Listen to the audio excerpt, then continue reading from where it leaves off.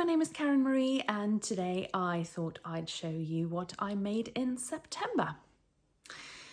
Now, I can't believe it, but we're already 1 week into October and it's a dismal day out there today. Not snowing yet, I'm thankful to say, although it has started up in the mountains where we have our little cabin. It's already lots of snow there, so it is coming. But I thought I'd show you what I made in September. They may not be the most exciting things to show you, seeing as they are like wardrobe staples in plain colours. So, you know, but I thought, I mean, I know we all like to post the fancy dresses that we make, and that's good. But most of the things that I wear tend to be everyday stuff. And I've made a few of those in September. So I thought I'd show you anyway. It is not the month that I've made the most, to tell you the truth. If you've watched any of my previous videos, you know that I had a big event in September, namely my eldest daughter's confirmation. And we had a big party and everything. And while we had a lovely day, but it was a lot of work. So I didn't have time to sew as much as I usually do in September. But I'll show you what I made anyway. So I thought I'd start with what I like to think of now as the cursed project. You may have seen an earlier video that I made specifically for that project. So I won't spend too much time on that, their history again. It was the Vogue, I'm sorry, my notes are down here, Vogue 8959 cape that I made. And even though, I mean, it was something that I had to redo and redo over and over again, I have actually worn this quite a lot since I made it. So, you know, even though the way to get there was pretty frustrating, the end product I've used a lot. So I'm happy that I persevered and got it done. So here she is. I'll put up better pictures, obviously, and I won't spend too much time talking about it, seeing as I have another video on it. But this is my cape, and it is made in a wool boucle from my local fabric store. This is dead stock fabric, and I absolutely love it. I love the color, I love the pattern, I love everything about it, apart from all the things I did wrong. I've put a little label in there, don't know if you can see it. It is a little rosy cheeks label that I found very appropriate for this project. It says, "It is what it is." It's not pretty on the inside, first of all, because I had to sort of use different sort of scraps or little remnants to put the lining in, but you know what? I like it. The next thing that I wanted to show you is one of my many, or at least several, True Bias Nikko tops. And I made this in purple, very lightweight jersey. It kind of feels like viscose jersey, but a little more on the heavier side of viscose jersey. I actually don't think it is viscose jersey, but I can't for the life of me remember what it actually is. It is from Selfmade, that used to be Stoff and Still. And I think they still have some, so I'll try to look it up. And if I can find what it actually is, I'll put it on the screen. I tend to wear a lot of trousers for work, usually jeans or something like it. And with like a top and a cardigan or you know, a jumper or or jacket or something like that for work. I don't have to be very formal for work, so I can get away with it. And the things that I really want to wear in the autumn or winter, I really want to wear something that's going to make me like feel a little snuggly in my office.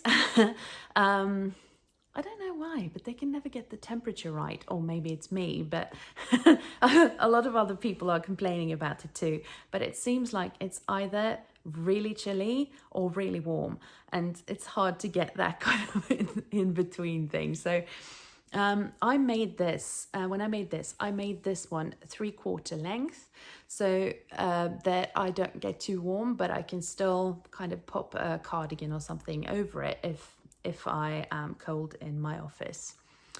I have made many Nikko tops. The thing that I really like about it is that the it is a turtleneck, but it's not very high, so that you can wear it without feeling completely swamped by the the turtleneck. I do have a birder pattern for a turtleneck too, and I love that too, and that's really high. But I think that this one is easier to wear with other things for work. So I have one in this, and I've several others too, and I've made some for my daughter. She prefers the ones that are sleeveless, so I've also made quite a few of those. I haven't made the dress yet, and I'm not sure that I will, because I am at least slightly pear-shaped, so I don't think that will probably be the best idea for my kind of body type. But you know, you never know. I might feel the urge for a turtleneck dress at some point, and then I'll definitely use the True Bias Nikko. I think True Bias makes like the perfect wardrobe staple patterns, so I tend to be drawn to those. I did buy the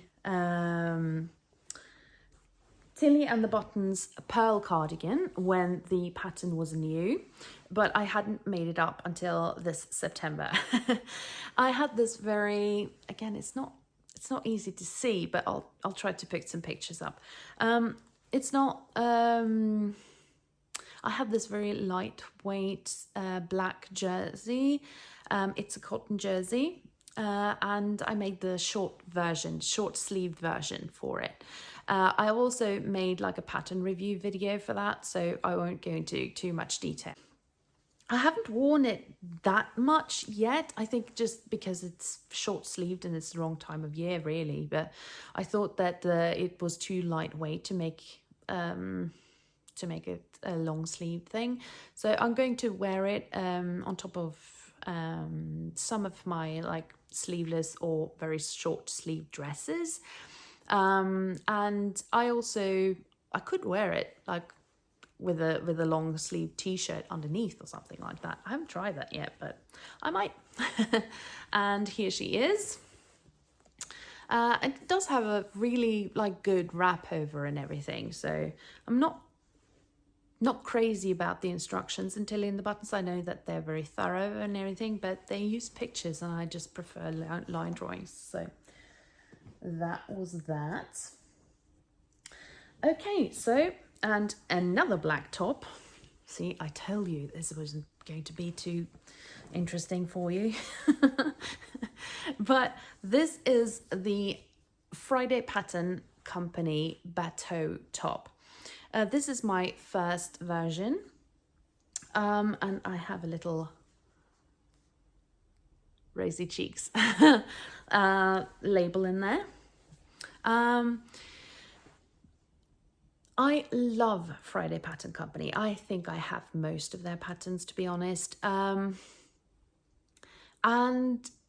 I love this one too. It's it's free or pay what you can pattern, which is good. And it is made to be either short sleeved or long sleeved. Mine is a 3/4 length. And I mean, it's a t-shirt. What can you say? But I have to say, I was a little bit surprised that they called it a bateau top. As far as I know, that's the same as a boat neck. And I don't really think this is a boat neck, or not what I consider a boat neck. I truly, because it's just, I mean, it is wider at the top than like a normal crew neck kind of t-shirt, obviously. But I mean, I think of a boat neck or a bateau top as something like, you know, the Maven Somerset, which is also one of my favorites. That really, the opening is like almost to the bra straps, or maybe sometimes even a bit longer than that. And I don't really think this is a bateau top in the traditional sense, but I still love it. Still going to make it. It's very practical to have like these tops that I can wear either on its own or underneath something. And I sometimes wear like, what's it called? Waistcoats. Waistcoats. Sorry, totally blank there. I only have one more thing to show you for September. As I said, I haven't been sewing that much, but I saved the best for last. And this is the Fibre Mood Tilly shirt. It's really hard to see here now. Put a label in. This one is Kylie and the Machine label. Not going to say it out loud. It's one of those fairy labels, but I just love them. This is a shirt that I bought some time ago. I haven't made it up until now. But I saw it on, I think it must have been one of those edits from the Fold line, and I just fell in love with it. It is a very like standard shirt, but it doesn't have a real collar. It has one of those Mandarin collars things. It is more of a classic shirt. However, there are several things that makes it stand out somewhat, and one of the things is, I mean, the Mandarin collar, but the other one is that it has some like really big pleats in the sleeve, which makes it very full and then go into kind of a narrow cuff. And I made it in this fabric that you might have seen on a fabric haul. And I made it in this fabric from Rainbow Fabrics. And you know what? I just feel happy wearing this shirt because it is so colourful. And it might not be exactly the colours that suit me best, but I just love it. And I think I'm going to get a lot of wear out of this. I used some coconut buttons that I got from Selfmade. You know what Fibre Mood patterns are like. They're not very detailed in the instructions. This one had enough instructions for me to get on with, but I was a little confused when it came to the pleats. And the cuffs are a bit tight on me. I have like sizable wrists. So it might be that, but I think I would have wished that the cuffs were a bit bigger. I do have some leftover fabric, so I might just remake the cuffs. I think I probably will, just to make them a little more roomy. When I make this the next time, I will make more and do it like a gathered into the cuff instead of the pleats, just to you know, make it a little easier. But I love the final version of it, and I wish I had more of that fabric because I think it's just gorgeous. So I don't think Rainbow Fabric has any left, but if they do, I might just you know, pop over and buy the rest of it. So anyway, that's it. That makes 1, 2, 3, 4, 5 makes in September, which is not a lot, but I have a lot of plans for October that I'm really looking forward to. So I'll share those when it's time. Bye.